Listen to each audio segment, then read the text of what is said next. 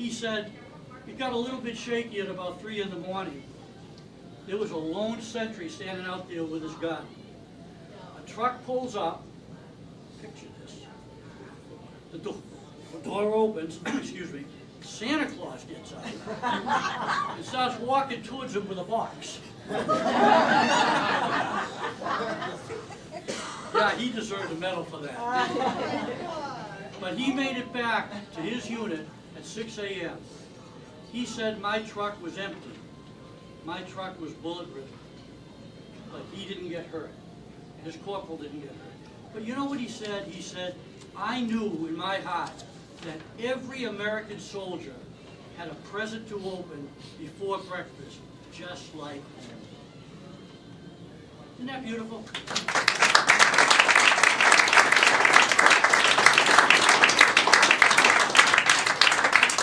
So we heard that, and we said, my God, we got to keep doing this. And we keep doing it today. Last week, believe it or not, we sent out 208 packages. And we go to Afghanistan, we go to Kuwait, we go to Iraq, I'm sorry. And sometimes we go to a command chief master sergeant, and we don't know where he sends them because he's got his tentacles everywhere. I got a thank you note from Bermuda. Evidently, he sent some of the packages back to Bermuda. So I'm not sure where some of his guys were, but most of them are overseas. How can we help? How can we help? What we need to do is continue to let us be your postman. We have to pay. Unfortunately, we have to pay for our own postage. It's got to go through the United States Post Office, DHL, Federal Express, UPS. They can't deliver to zip codes or APOs. It has to go through the U.S. Postal Service. It costs us about $10 a box. They're about that big. And it's about $800 to $1,000 a week. We need items. We also need we need money for postage. So if we try to do fundraisers, we had our yard sale last weekend in Danvers, raised $15,000. Nice. Huh? People want if you guys could get motivated enough to maybe make a collection box, and we would like to have things like we have on the pamphlets here, what they need. Give it to us. Larry, somebody can call me. I'll come up and pick it up once a week, once a month, whatever it takes. And every box that goes out, you need to know this. We put a certificate on the inside of the box at the top, and we say, this package was sponsored by Joe Jones of Newburyport, Massachusetts. And we put the address if you give it to me. And you'll be getting thank you notes. People wonder how the soldier know who they were. That's how we do it. So we kind of spread it out so you guys will get a little bit in return. I think that's all I'm going to tell you right now, but I'm going to end with just one quick story if I could.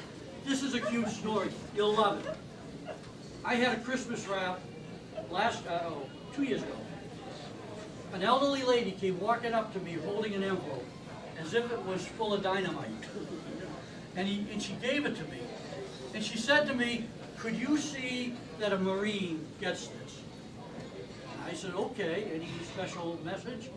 No, other than I lost my husband in a war, he was a Marine, and we never had closure. I would like to give this letter to a Marine. And I said, I'll take care of it. So I put it in a package with a little note to one of our Marines that was pretty good conversing. He wrote back to her. About 5 weeks later, I see in the Danvers Herald a letter to the editor, how much that meant to her. She wrote a letter saying that she had communicated and closed a very special part of her life. I thought that's wonderful. What I didn't know was she had a funny last name, and it was the name of a girl that I went to high school with, and I hadn't seen her since. About 6 months later, I see this girl at Danvers Post Office. Haven't seen her since high school. So we spent the 10 minutes saying, are you, yes, and we hugged. It's permissible to do that after so many years. So I found out that she was who she said she was, and I told her the story, and she said, that was my mom. Let me tell you the rest of the story. This young Marine wrote to the elderly lady. She wrote back to him, he wrote to her, she wrote to him, he wrote to her. And then he said, would you mind writing to my grandfather? He is a widow, he's lonely, and he would like somebody to converse with. So she wrote to Grandpa. Grandpa wrote back to her. She wrote to Grandpa. Grandpa wrote back to her. She's from Danvers. She found out Grandpa lived in Salem. They met for coffee. A couple months later, he asked her to marry him. So we also have the Operation Troop Support dating game. Thank you very much.